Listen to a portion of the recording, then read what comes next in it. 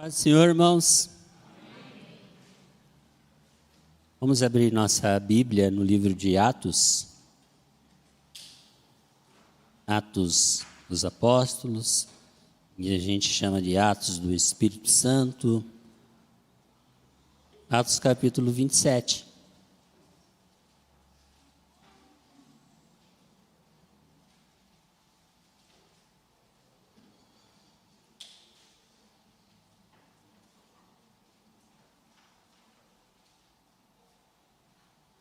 Nós vamos estar então falando sobre tempestades, naufrágio e abrigo. E no domingo o pastor pregou Atos, sobre o julgamento de Paulo e Paulo perante as autoridades, né? Como Deus foi bom com Paulo na sua defesa e passou por Félix, passou por Festo, foi para o governador, voltou, falou com o rei Agripa, e no final, termina bem assim, ó, sobre a inocência dele, Atos 26, 32. Agripa disse a Festo, ele poderia ser liberto agora mesmo, se não tivesse requisitado uma audiência perante César. Então, pelo fato de ele ter requisitado essa audiência perante César, ele não foi solto.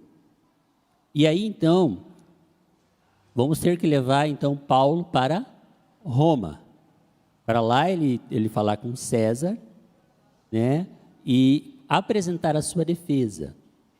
Então, o capítulo 26 termina assim, e a gente começa agora o capítulo 27. Você está lendo alguns versículos capítulo 27, versículo 1 e 2.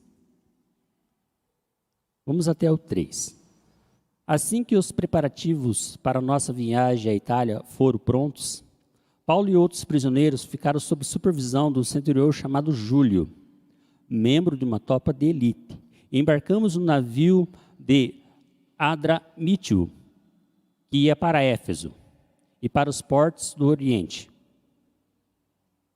No dia seguinte, fizemos uma escala em Sidom. Júlio tratou Paulo muito bem, permitiu que ele desembarcasse e desfrutasse da hospitalidade dos amigos daquela cidade. Queria ver se a gente consegue projetar ali a imagem dessa viagem de Paulo a Roma.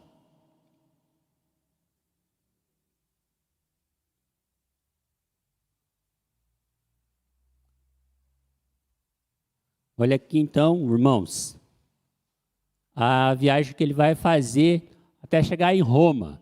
Sai ali de Jerusalém. É interessante que essa viagem, ele vai pela costa, vai costeando ali, ó. Poderia ser em linha reta, seria mais rápido, sim, mas por ser inverno, ele teve que fazer esse tipo de viagem. E na época era o seguinte, irmãos, para você viajar, não era igual hoje, vou lá, compro minha passagem, beleza, e vou viajar. Não, esse que estava responsável por Paulo, chamado Júlio, ele tinha que pegar então esses prisioneiros, ele tinha que ir atrás do barco, achando o barco, ele ia então colocar esse prisioneiro dentro desse barco, junto com o soldado que estava guardando esse prisioneiro, e todos então daí poderiam fazer a viagem. Mas o que acontecia? Não era igual hoje, como estou falando. Era barcos de carga. Era barcos, então tinha que achar assim, ó, eu vou até tal lugar, então beleza, eu vou com o teu barco até aí, chegando lá ele tinha que achar o outro barco até chegar em Roma, Itália. Então ele sai de Jerusalém, ele vai indo pela costa, como eu já falei, e ele chega em Sidom. E aí ali Paulo tem uma permissão para descer para ver os seus amigos. Por quê? Porque essas viagens eram muito demoradas. 40, 60 dias demorava uma viagem dessa daqui. E você teria que levar sua própria comida. Começou a complicar aqui, né? Tinha que levar sua própria comida. Então ele desce ali fala com seus amigos. Talvez ele recebe alguma oferta. Ele pega ali a ajuda daquele povo que ajudou ele ali em Sidom. Não tinha serviço de bordo como hoje. Então, para carregar um navio desse, demorava uns 3 a 4 dias. E os prisioneiros, o que faziam? Como ele foi benevolente com Paulo. Ó, pode descer. O guarda vai com você, desça, vai lá visitar os seus irmãos e depois retorna. Ele fez assim. E navegar próximo ao inverno era muito perigoso. Por isso que então eles escolhiam ir pela costa. Qualquer coisa que acontecesse, eles estavam próximo à praia, então eles conseguiam voltar. E se eles fossem em linha reta, o barco se perdia, poderia se perder. E por que toda essa questão do inverno, viajar nessa época? E ele, então, chega ali em Sidom, eles encontram outro barco, sai desse primeiro barco, vai para o outro barco agora. Vamos lá então para o capítulo 27, versículo 10.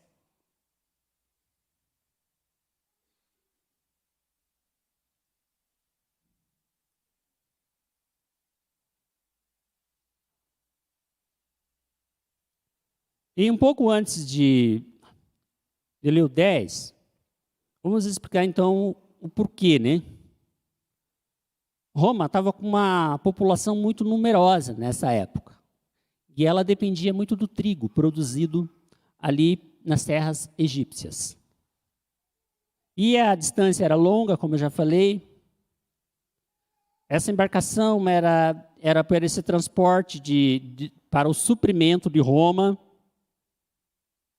E aí, quando esse centurião, encarregado de levar Paulo até Roma, ele chega numa cidade chamada Mirra,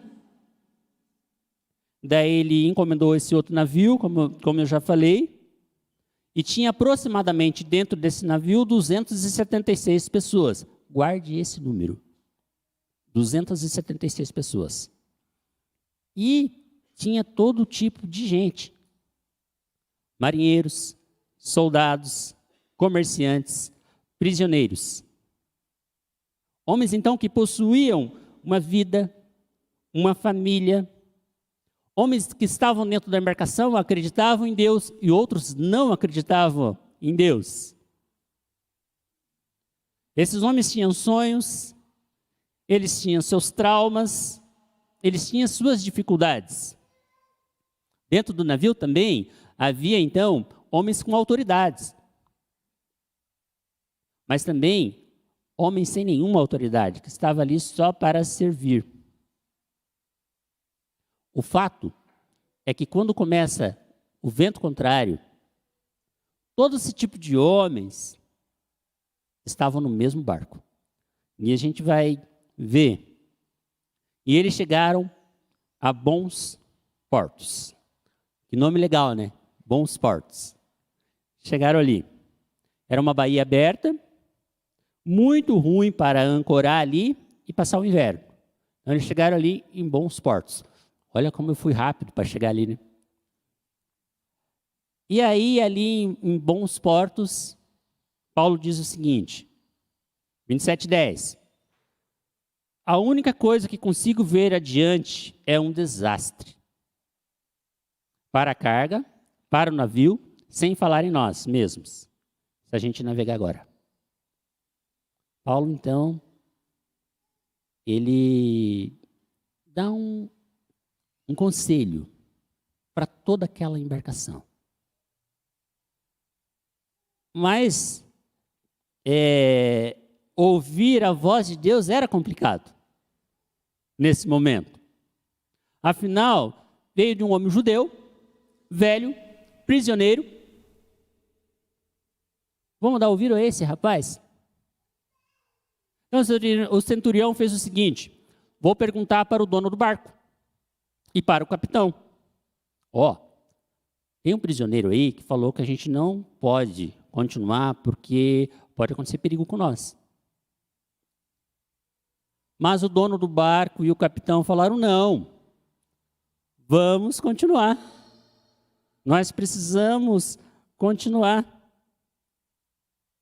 Valia o risco continuar a navegar, mesmo com esse conselho.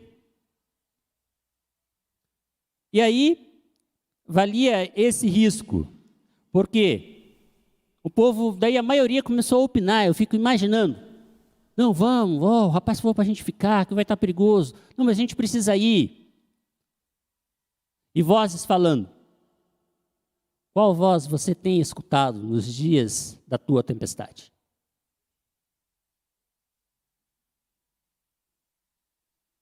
Quem você escuta quando as coisas começam a não sair como planejado? Nós fizemos uma brincadeira lá no retiro, que a gente vendava os olhos, e a pessoa tinha que passar por um caminho, a gente ficava gritando no ouvido dela: direita, esquerda, mas todo mundo gritava e ela não sabia quem escutava.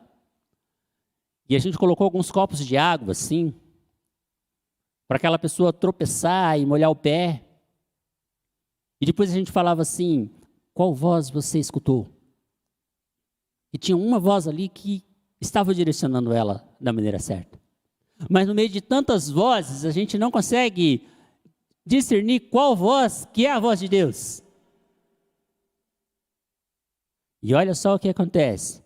Temos vídeo.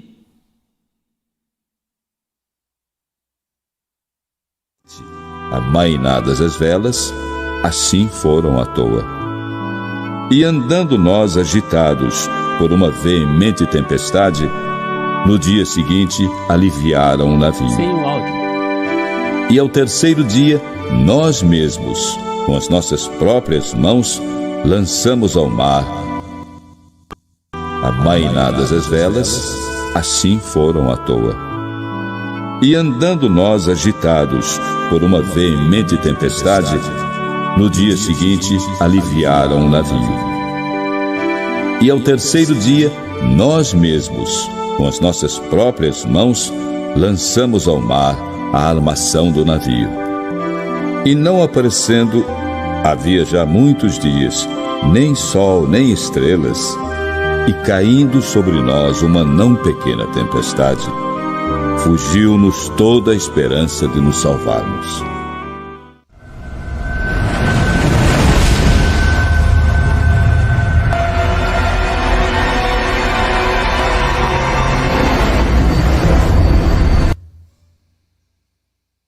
E aconteceu isso aí.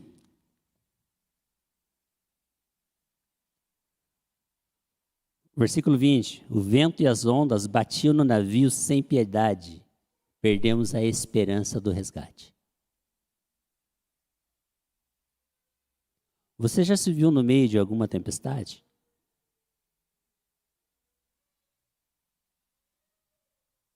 Nas tempestades, você consegue ouvir Deus?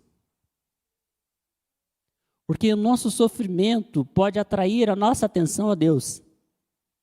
Acontece comigo, não sei se acontece com vocês. Quando eu estou sofrendo, meu Deus, é isso mesmo que eu falo, eu chamo Deus. Porque quando o sofrimento nos atrai a Deus, e o sofrimento também nos disciplina. Sabia que no sofrimento você fica mais obediente? Quando você está sofrendo, Márcia, você fica mais obediente. E aí, olha só, o próprio Jesus, Hebreus 5, 7. Durante a sua vida aqui na terra, Cristo, em voz alta, com lágrimas, fez orações e súplica a Deus, que podia salvar da morte. E as suas orações foram atendidas, porque ele era dedicado a Deus. Embora fosse filho de Deus, ele aprendeu por meio dos seus sofrimentos a ser obediente. E depois de ser aperfeiçoado, ele se tornou a fonte de salvação eterna para todos os que lhe obedecem. Jesus é a nossa fonte de salvação. Se você obedece, você tem essa fonte de salvação. Nós estamos no versículo 21. Nosso apetite por comida e pela vida se foram.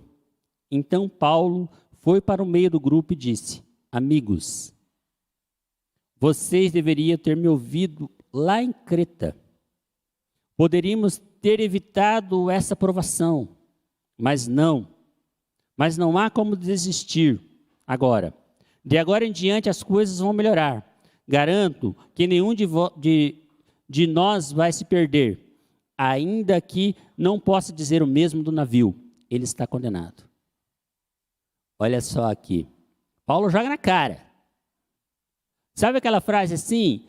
Eu avisei? A gente conhece bem essa frase. Tem um membro do nosso ministério jovem, agora ministério Flame, ele sempre nas reuniões nos avisa assim, ele vem com essa frase: eu avisei. Ele sempre, eu não vou olhar para ele porque ele vai entregar, né? Mas ele sempre nos avisa. Ele sempre lembra disso. Conselhos. Só que daí, ao mesmo tempo que ele dá essa cobrada, ele assume uma responsabilidade. Olha só que legal o apóstolo Paulo. Ele já vem então, ele fala assim: eu avisei, mas ele já vem com uma palavra de esperança. E Deus tem dado para mim e para você essa responsabilidade de ser esperança no meio da tempestade.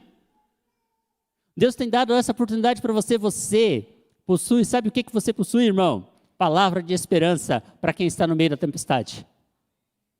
E que Deus possa te usar para você ser o portador dessa palavra de esperança naquele momento que você for requisitado. Lá no teu serviço, você é o portador da palavra da esperança. Lá na tua sala de aula, você é o portador da palavra de esperança. As pessoas têm que ver em você esperança. E você pode fazer igual Paulo. Eu tenho avisado, mas vem aqui, eu vou te ajudar. E você vai conseguir transmitir essa palavra de esperança. E olha essa que palavra de esperança ele transmitiu para o povo. O 23, na noite passada um anjo de Deus apareceu a mim. Um anjo de Deus a quem eu sirvo e me disse: não desista.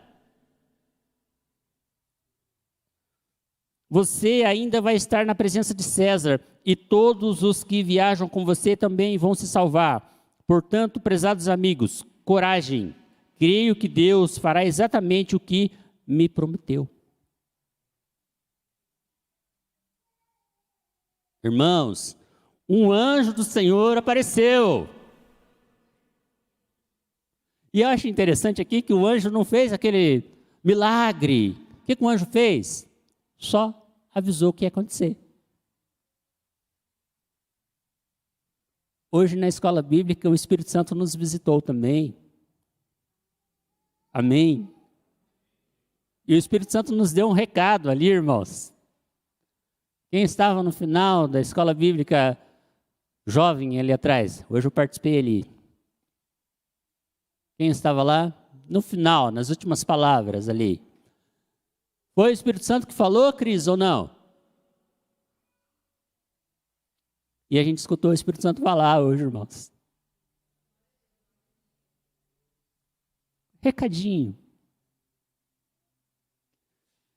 O que o Espírito Santo tem falado com você nesses dias? Qual o recado o Espírito Santo tem dado para você nesses dias? O que o Espírito Santo tem pedido para você? É isso que você tem que falar com as pessoas. E eu acho que é interessante aqui, quando a gente vai ler e a gente assiste os filmes desses barcos, nesses mares, eu lembro de, olha aqui, Paulo e Jonas. Paulo se apresenta como solução. Olha, ninguém vai morrer, porque o anjo de Deus a quem eu sirvo me falou isso. Jonas se apresenta de uma forma totalmente diferente. A dificuldade que vocês estão passando no barco é minha culpa. Me jogue daqui. Temos sido Paulo ou temos sido Jonas? Você tem levado esperança ou tem levado desespero, caos? Lá vem um portador da esperança. Olha para a diaconisa Valdinete, o que vamos falar? Lá vem uma portadora da esperança. Ou lá vem uma portadora do caos. Nós somos os portadores da esperança para esse mundo, irmãos. Nós temos que falar. Você pode morrer, mas você sabe que você pode ressuscitar? Olha que esperança maravilhosa, pastor. Nós somos esses portadores. O 33. Perto do amanhecer, Paulo reunia a tripulação e passageiros, propôs um de jejum. Esse é o 14º dia que estamos sem comida. Nenhum de nós comeu nada. Mas insisto que coma alguma coisa agora. Vocês vão precisar de força para o resgate que está adiante de nós. Garanto que vocês sairão dessa sem nenhum arranhão. 14 dias sem comer, irmãos. Por quê? Como o barco estava... Não tem como comer quando o barco está daquela forma ali. É comer e descomer. Entenderam? Então daí você não consegue manter nada no seu estômago. E aí 14 dias. Eu fico imaginando. Eu 14 dias sem comer. O humor que eu ia estar.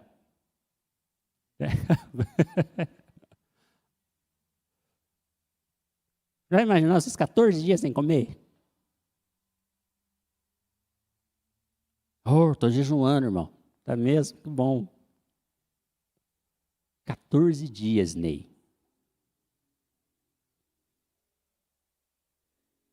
E daí chega o portador da esperança e fala: vocês precisam comer, porque daqui a pouco tem um resgate e vocês têm que estar forte para ser resgatado. E ele pega o pão, ele parte o pão, ele dá graças a Deus. No meio de toda aquela confusão, ele arruma um tempo para orar. Você tem orado diante das tempestades que têm acontecido na sua vida? Diante de toda a correria que está a sua vida, você tem parado e lembrado do seu Deus? A situação aqui, 14 dias sem comer, pessoal. Lembra o dia que a Paula pregou? Que Paulo pregou bastante, que o rapaz sentou na janela e ficou com sono e caiu. Imagine Paulo orando aqui. 14 dias sem comer. Vamos comer, pessoal, vamos. Então vamos. Não, espera aí, eu vou orar.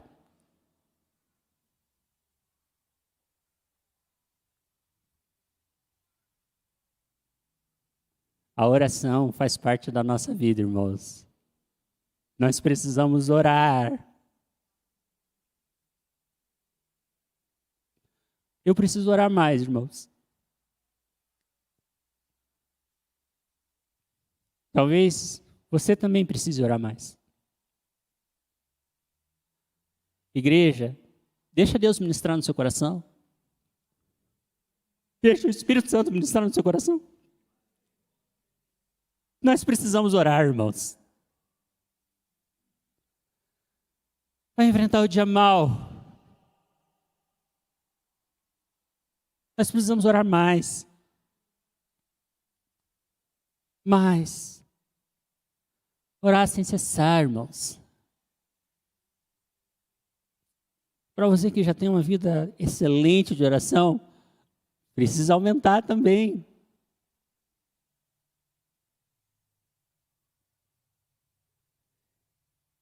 E daí ele distribui o pão e todos comeram e ficaram animados. 276 pessoas. Depois da refeição estavam todos satisfeitos. Eles tiveram que aliviar mais um pouco de peso do navio. Agora eles estão jogando os grãos fora, as cargas, dinheiro fora. Esse barco, irmãos, estava indo no inverno, por quê? Na época, o governador Cláudio, ele tinha dado isenção de impostos para quem levasse os grãos do Egito até Roma, no inverno. Quem levasse, então, financeiramente, esse pessoal que estava bem, se ele chegasse em Roma com esses grãos.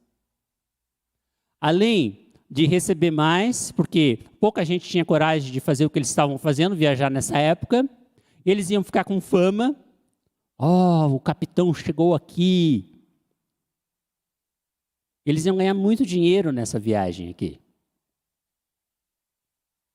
Mas eles tiveram que se desfazer dessa carga preciosa. Jogaram o dinheiro fora ali, pessoal. No meio da tempestade, o que está te impedindo? O que você precisa jogar fora? O que está atrapalhando você a prosseguir? O que está te impedindo a atravessar esse mar revolto? Pense aí. Tem alguma coisa que você precisa mudar na sua vida? Peça para o Espírito Santo agora. Ele está aqui. Tem coisa que a gente precisa abandonar para conseguir chegar do outro lado. E o que será que eu preciso abandonar? Você precisa abandonar?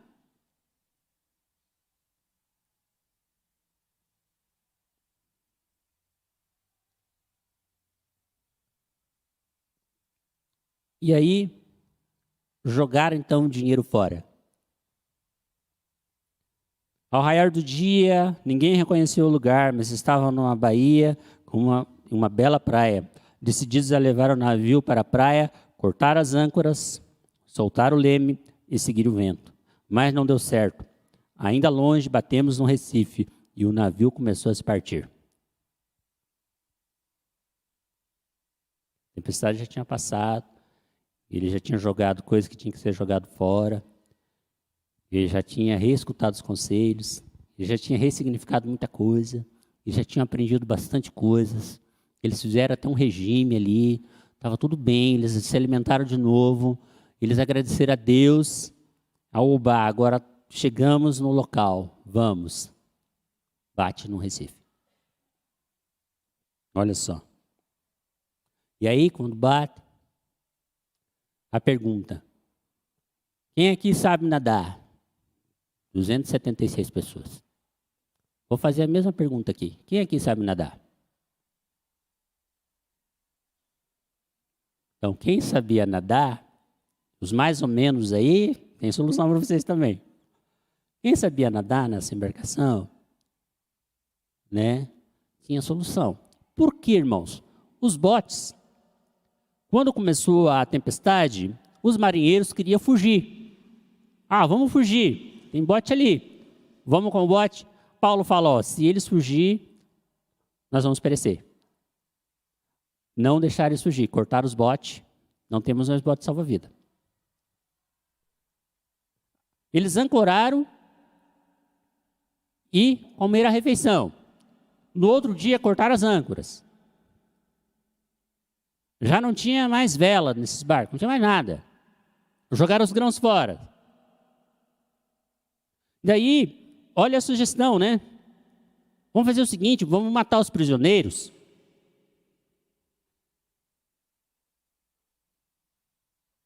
Paulo morreria.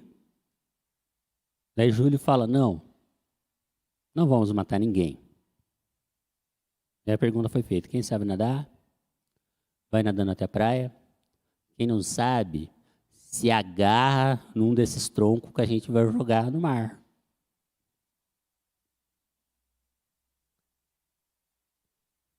Eu não sei que Deus tem colocado na sua vida para salvar você. Mas se for um pedaço de madeira, se agarre e se salve, porque é melhor você se salvar do que você perecer. Quem não sabia nadar, então eles improvisaram. E todos, então, os soldados decidiram matar os prisioneiros para que ninguém pudesse escapar a nado. Mas o centurião, determinado a salvar Paulo, os impediu. Ordenou que todos que sabiam nadar pulassem no mar. E os que não sabiam deveriam agarrar em alguma prancha. E todos conseguiram chegar à praia. 276 pessoas salvas. Acho que o navio daí afundou. 276 pessoas foram salvas.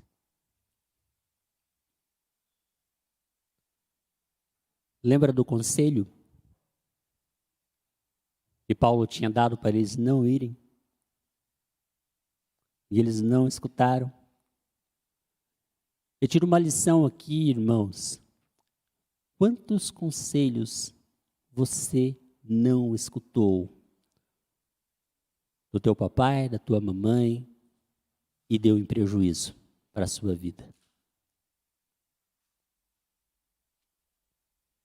É muito interessante, né? A gente vê aquele casal apaixonado, né?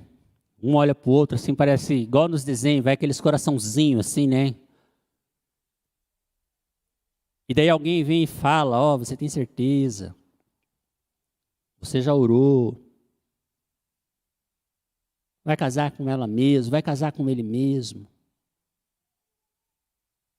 Espere mais um pouco. Você não escuta o conselho. Quando a gente não escuta o conselho, pode dar prejuízo. Questão financeira, irmãos. Quantas vezes alguém mais experiente chega para você, não entra nisso. Não vai dar certo. Presta atenção, leia. Você acha que é real isso? Você não escuta, você fica cego. Cego de amor, cego de ganância. Vira um sifão o seu olho assim. Você não obedece o conselho. Prejuízo. Deus está ministrando nossa manhã para a gente começar a escutar os conselhos. Os conselhos que são nos dados de graça. E Ele também, Deus está falando, sabe o que também? Que eu já dei um monte de conselho para vocês que está na palavra de Deus. Hoje na escola bíblica a gente aprendeu um conselho de Deus para a nossa vida. Amém? Um ótimo conselho. E a gente está seguindo nesse conselho.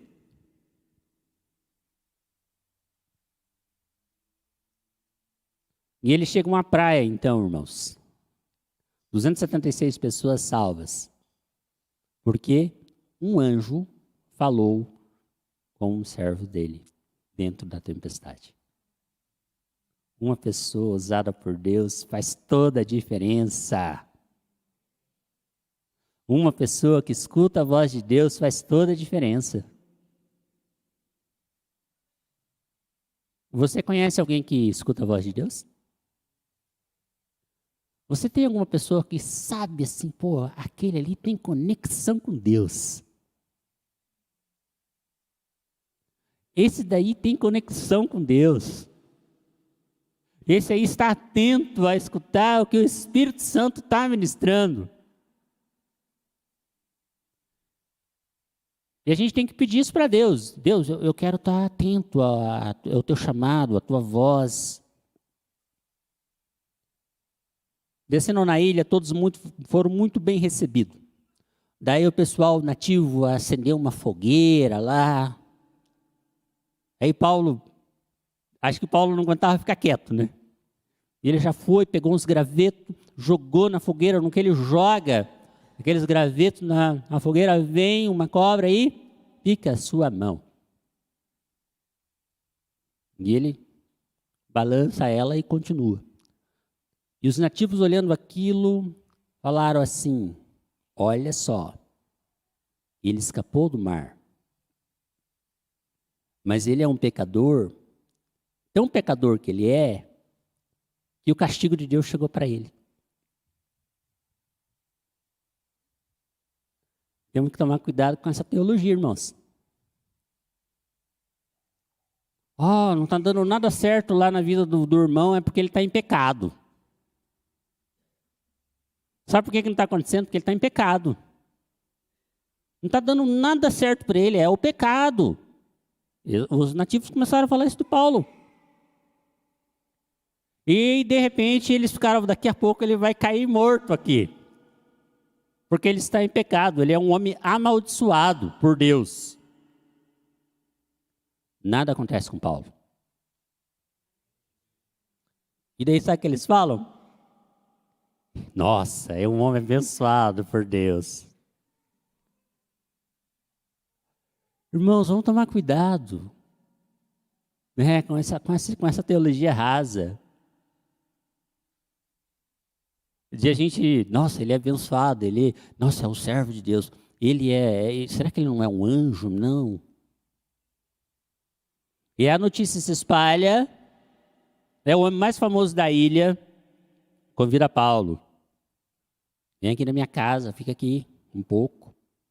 Porque daí o pessoal começou a falar bem dele, já não é mais amaldiçoado. E lá nessa casa acontece uma coisa extraordinária. O pai de Públio estava doente. Paulo ora e ele é curado.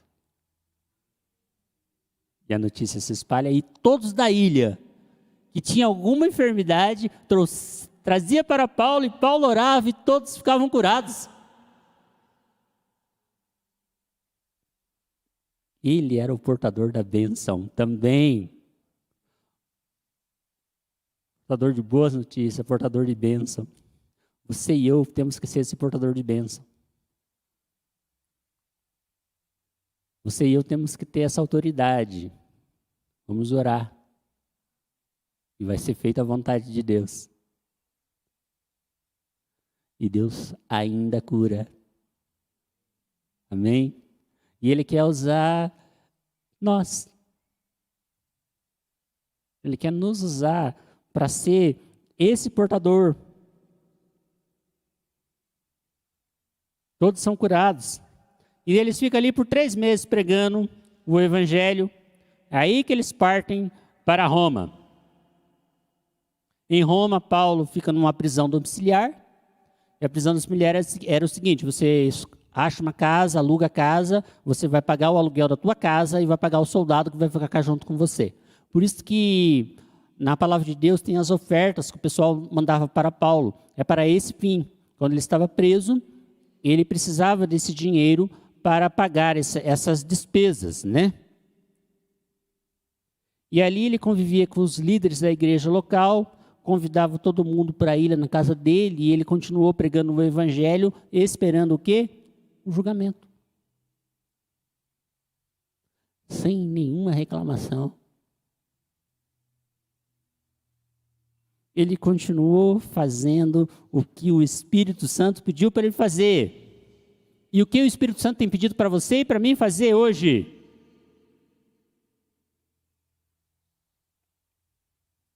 Olha como que termina o 28, irmãos. Paulo viveu 2 anos na casa que alugou, ele recebia todos que iam visitá-lo, falava sem descanso sobre o reino de Deus, explicava tudo a respeito de Jesus Cristo. A porta da sua casa estava sempre aberta. Assim termina o 28.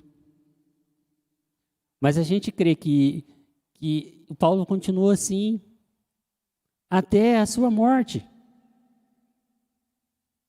E uma pergunta que eu quero fazer para todos e para mim também: como será o final da sua vida?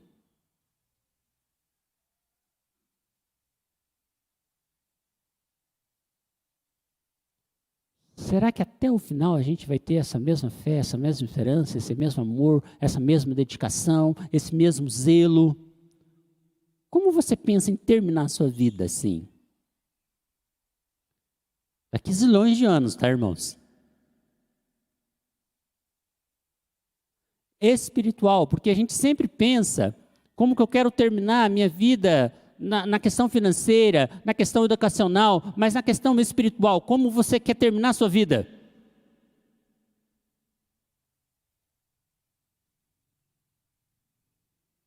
Porque Paulo sabia,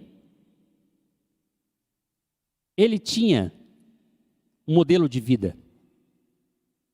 E o livro de Atos do Espírito Santo não acaba, porque a nossa missão de pregar o Evangelho continua. Deus continua nos inspirando para pregar essa palavra. E Deus continua escrevendo o livro de Atos através da minha e da sua vida. Talvez Deus está escrevendo lá, o Marlo orou e a filhinha dele recebeu de novo a saúde. Atos do Espírito Santo hoje. Que Deus continue escrevendo a nossa linda história. Porque muitos milagres aconteceram por conta dessa tragédia histórica. Muitos alcançaram a salvação por causa desse um único homem. Muitos conheceram Jesus através da vida de Paulo. Deus é perito em transformar essas tempestades em alegria. Então, se você estiver passando por um momento de tempestade, se aproxime de Deus, que Ele pode transformar todo o seu plano em festa.